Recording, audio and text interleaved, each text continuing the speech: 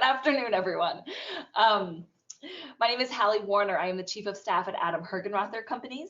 For those of you who don't know about our company, we are headquartered in Vermont. It's a privately held organization that has 5 different companies under the umbrella, all within the construction, management, development, and real estate realm, except for our coaching and training company, of course, which focuses more on mindset, leadership, and of course, our new kind of division of the coaching and training company is our founder and Force Multiplier training, our founder and Force Multiplier book, and all things founder and Force Multiplier.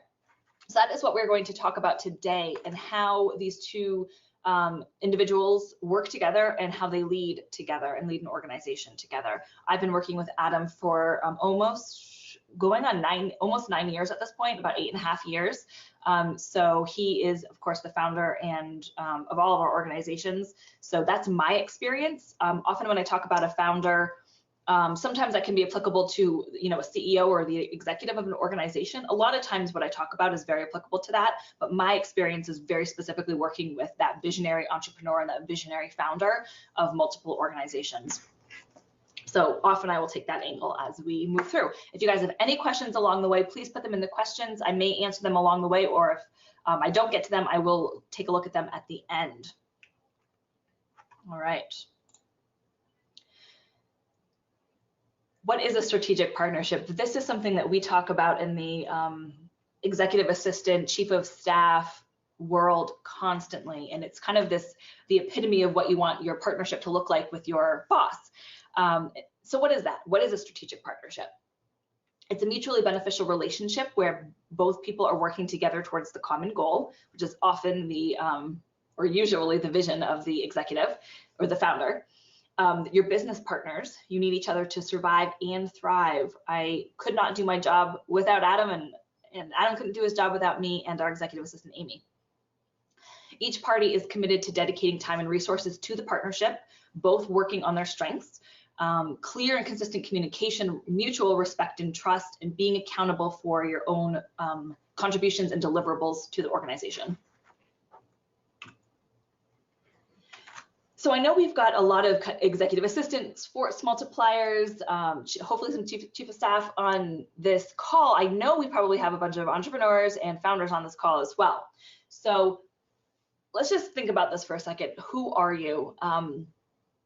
Especially in our coaching and training company, kind of talk about these 3 different categories frequently. So you've got that self-employed solopreneur. So this is somebody who starts a business and they're the only one running it. If they take a vacation, the business stops. This is somebody who might own a small, a coffee shop, but they are there every day, day in and day out, and they're, doing the majority of the work. This is somebody who might have started an online business, but they are doing everything. You have a job, you're self-employed. So is that you? Are you the business owner or entrepreneur of an organization? Are you the one who's taking the massive risks? Are you, do you have employees? Do you have a team around you? Are you, or planning on having a team around you? At that point, you're no longer self-employed, you're no longer a solopreneur, you're actually moving into being a business owner because you've got a team around you. Now, there's nothing wrong with any of these categories. It's just really identifying who you are as that founder or that entrepreneur, and what does your business look like, because that's going to determine who you need by your side. Or are you an intrapreneur? This is somebody who has a ton of entrepreneurial tendencies. All 3 of these individuals do, but this is somebody who operates best within a structure, within an organization, where they can take some risk, but they're not ultimately responsible like an entrepreneur is or a solopreneur.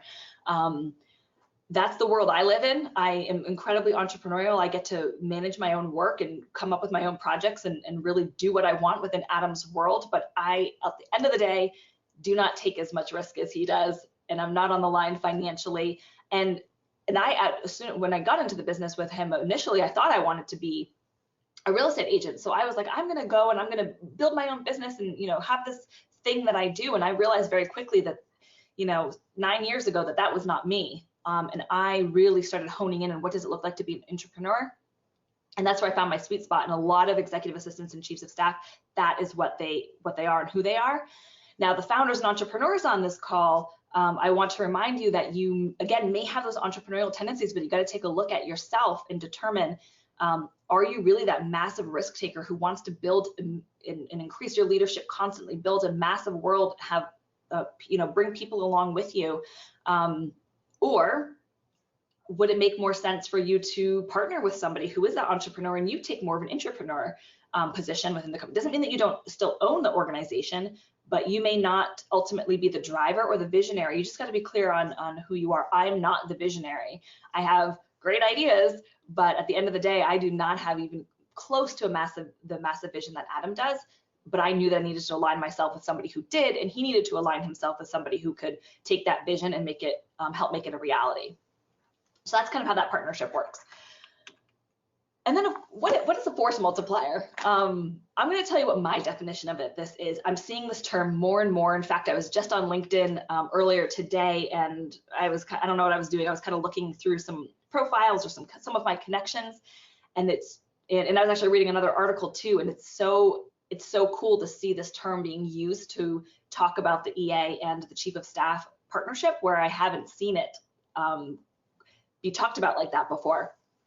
So very cool. So what is a force multiplier? Again, here's my definition of what that means. And this is how we define it in the book that we wrote. I believe it is usually an executive assistant or a chief of staff.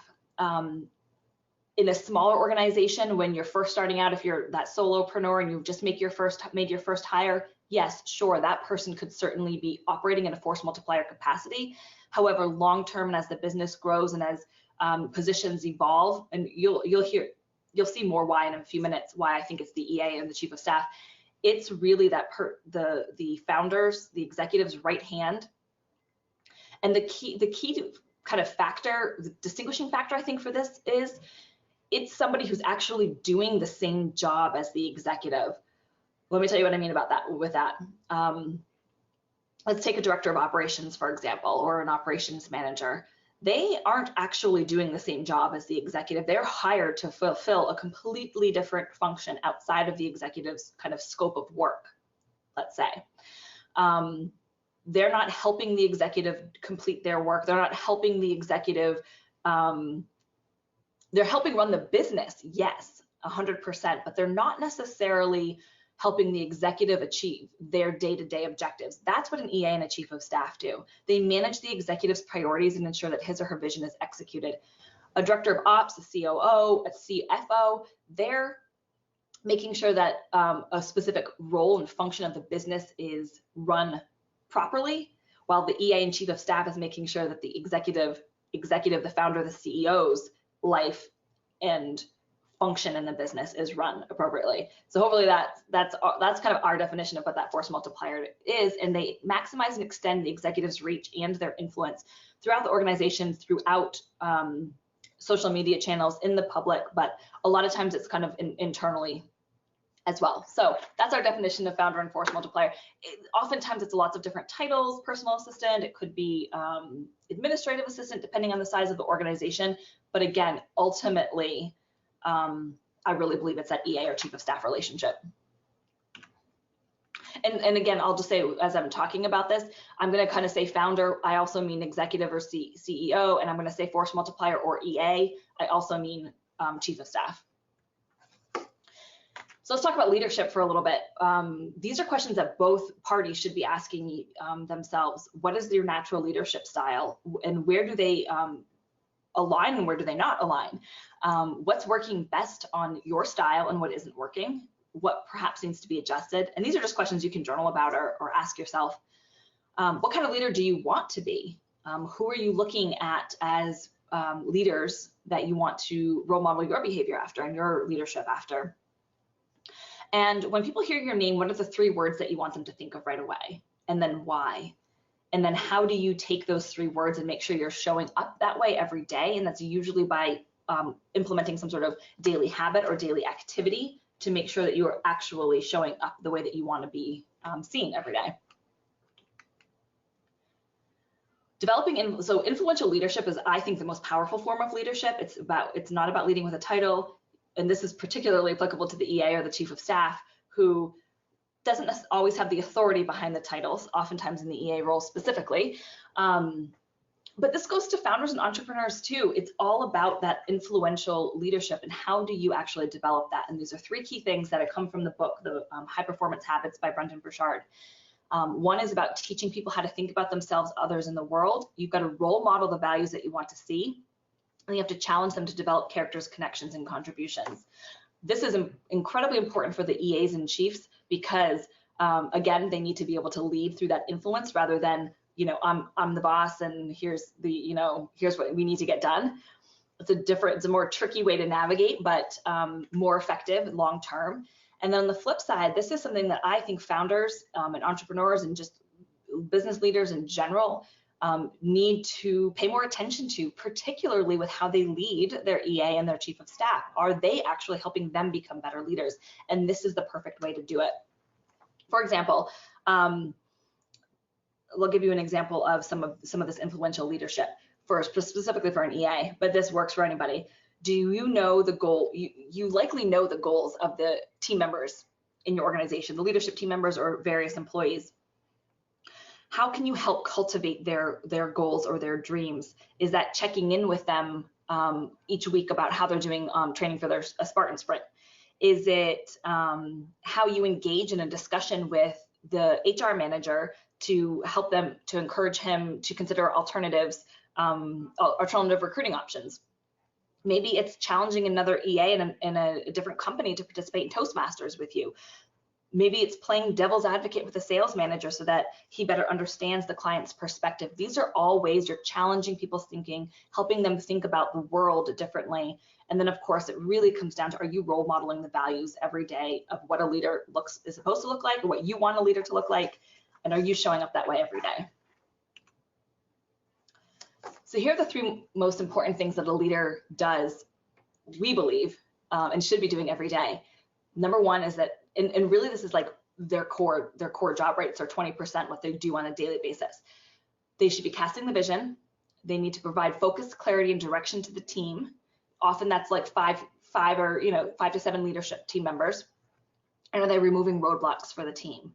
This is, I don't say this is it, but this is really the 20%. This is where the majority of their time is spent. Vision, clarity, focus, direction, and removing roadblocks so that the team can succeed. So what does that mean for the force multipliers? Well, a force multiplier's 20% is then making sure that those objectives, goals, and vision are executed. And here's how you do it. Well, let me tell you about the 0 to 10 principle first. This is, again, how the founders and the force multipliers lead together. This is how, this is a really great example of why it's really one job. It's one job to, in our case, 3, because it's me and Amy and Adam, 3 people executing together, one goal, one vision. So usually Adam, or the visionary of an organization, has a great idea, and they can really see the end results perfectly clear. So that's like a 1 or a 2. It's an idea. That's about all that it is. So then the EA, or the force multiplier, then takes that idea from a 2 to a 9. They run through all of the details. They plan it. They price it. They coordinate with whoever needs to be coordinated with. They manage that project. They figure out everything that needs to get done as research, and then they bring it back to the executive, and the executive does some final little finessing and takes it from a 9 to a 10. And that's what I mean by it's one job, right? It's one project that you might be working on. It's one initiative that the executive wants to see implemented. That's a force multiplier's job. It's that 2 to 9. Really, sometimes we talk about it, it's more like a 1 to 9, right? That's our 0 to 10 principle. So here's a little bit more specifically how a force multiplier can force multiply that 20% of the leader. Number 1 is force multiplying the vision. How do you do that? You can, these are just some examples. There's a million more depending on, your executive's vision. If you've got any questions specifically, let me know. Are you regularly scheduling company updates, whether that's through a newsletter, all hands meetings, vision speeches, weekly emails? How are you communicating, helping the executive communicate his vision regularly? Is that scheduled? Is it prepped? Is it prepared? And is it regular? Is it regularly scheduled? Are you protecting your executive's brand? That's how you can enhance their influence and their reach, but are you also protecting that brand that they have developed? because the brand is ultimately tied to the vision. You can pitch your executive for PR opportunities. I do that quite frequently. That's taking his vision and his mission and making sure that's, again, communicated widely. Positioning your executive as a thought leader, whether that's on social media or even just in the organization internally. And then I think this one is really key. It's always having your eyes and ears open to make sure that any promises that are made are promises kept. That is your responsibility to make sure that what they said they're going to do actually gets done. Okay, force multiplying. The second thing for the leader is the focus, clarity, and direction. So how does a force multiplier extend their executive's reach and provide additional focus, clarity, and direction? Again, here are just a couple of examples. Drafting very clear communication that reinforces that common goal and vision, that provides that really concrete clarity. Memos, emails, are you preparing all of these communications on behalf of your executive or founder? Are you project managing all action items, for example, at the end of every meeting that you're in, which you should be in the majority of them, especially with the leadership team? Are you making sure that nobody leaves that meeting without clear action items? And if anyone walks out of that meeting, are you following up with them to make sure that the action items get written down and everyone knows exactly what their deliverables are? That helps keep everyone focused and clear and all rowing in the same direction. It's helping to keep your executive focused. You know probably more better than anybody else what the objectives are for the organization. So are you keeping them focused when they're want to go chase they're entrepreneurs and founders, right? I mean, they've got amazing, incredible ideas, but are you moving in way too many directions? Do you need to keep focused on what it is that you actually wanted to accomplish that quarter? It's often just reminding them like, hey, this is what we had planned. This doesn't necessarily align. Can we table that until next quarter, or maybe next year, or maybe it's something that just doesn't need to get done at all? Helping provide clarity to other team members. I find that usually this happens like before or after meetings, making sure people are prepared to come to those decision-making meetings with your executive, but also afterwards, again, you're inside your executive's head, and that does take some time, but eventually you will be inside their head. So if people leave a meeting and they still have lingering questions of exactly what needs to happen, you know the answers. So oftentimes it's just staying 5 minutes after that meeting to make sure everyone's crystal clear on what needs to be done, and or what was meant by, what did he mean exactly by that? You provide that clarity. And then at all times being an extension of your executive. And then this is how you can force multiply, removing roadblocks. This is another key one, because if you set that clarity and direction and vision, that's great, but you got to make sure that people can move fast too. Clarity is speed, removing roadblocks is speed. So here are a couple of ways that you can do that as well. Do you need to research a new tool or system and provide a new tool or system that could assist your team members in increased productivity? Great, research that and get that to your executive for a final decision. This might also just be making sure you're very aware of what's happening in the industry and bringing these new and fresh ideas to your executive or to various leadership team members to make sure that everyone is kind of on the forefront of whatever industry you're in. Don't overschedule your executive, and this is because impromptu meetings do occasionally need to happen. I don't love them. You might not love them, but they do need to happen. And sometimes if you don't have a little bit of time when your executive can answer a question or talk through a challenge with a leadership team member, that actually slows them down, which ultimately slows down the organization. Also, scheduling time for your executive to just walk around the office, so that they're, again, just kind of, that's a way for them to communicate the vision, and that's a way for you to help facilitate that. Always being the eyes and ears of the organization, looking out for potential problems and helping find solutions. And then again, managing internal and external relationships to prevent any roadblocks from happening as much as possible. Leadership always comes down to leading yourself first. And this is for EAs and executives and founders. Do you have a personal and professional development plan? What books are you reading this year? Adam and I always, I say always, it's been like 2 years, read 52 books a year. We do this because of Audible. So he trains a lot for Ironman, so he goes through a ton of books, and I just try really, really hard to keep up with him, which is hard. But I do as much as possible. And I just pay attention to what books are really resonating with him, because not everyone does. So I just pay attention to the ones that are really, he's taking things from and wants to start implementing. And those are the ones that I make sure I study and listen to and read as well. What trainings are you attending? What new responsibilities are you going to take on this year? How are you planning on getting outside of your comfort zone and growing? Do you need a coach, a group coach, a one-on-one coach? One of the best ways to learn is to teach. So is there something that you can go teach to other people?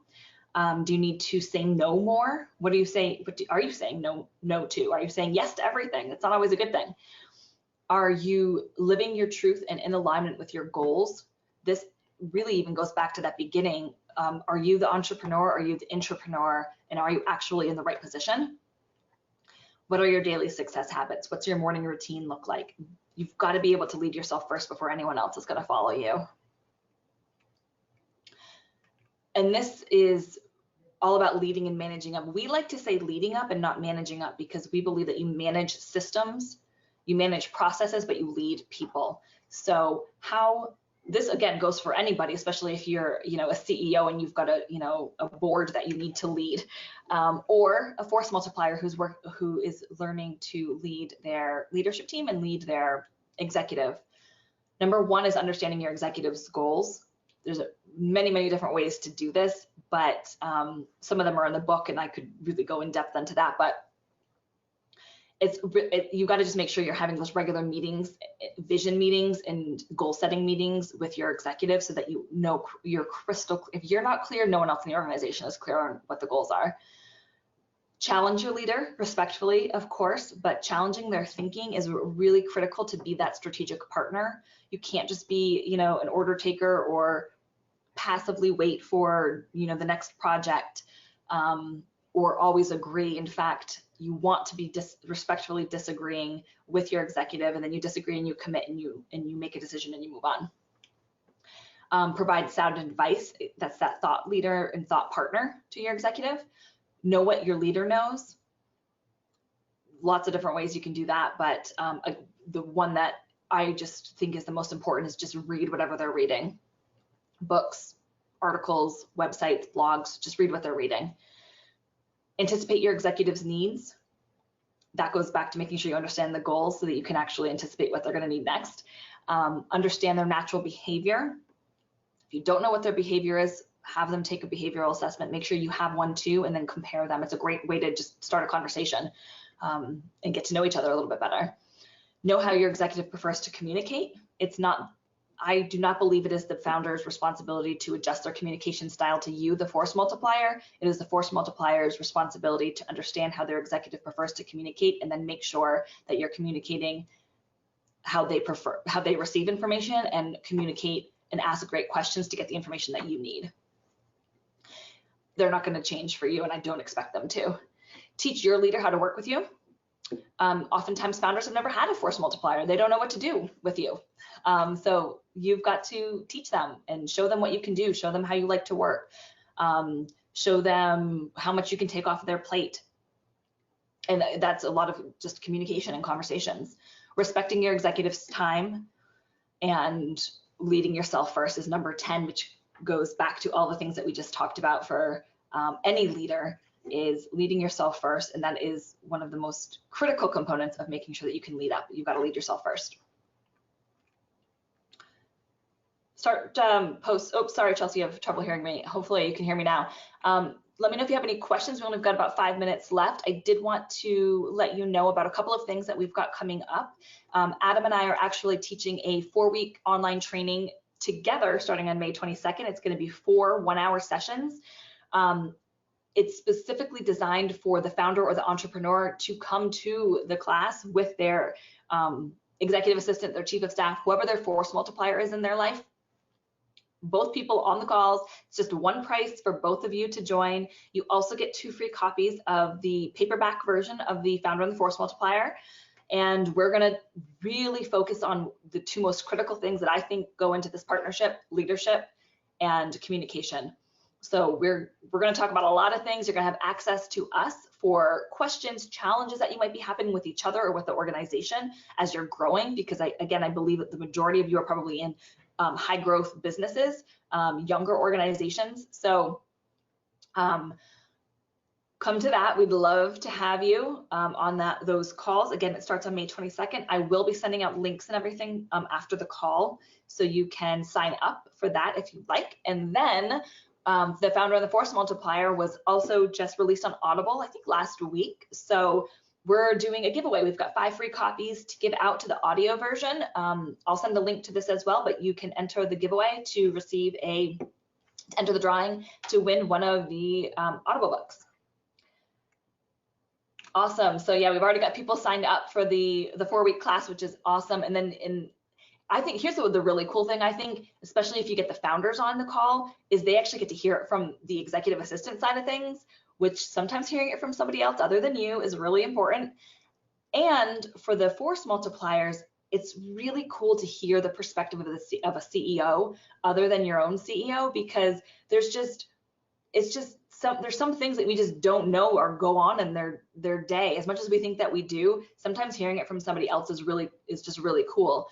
And what I also like is that the founders can hear it from another leader, what needs to be done to strengthen that partnership. And I think that's the really critical thing.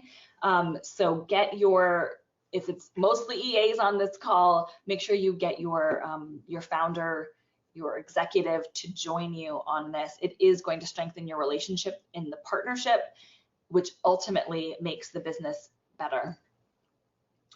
Any other questions at the moment? Thoughts? I'll see if any questions show up.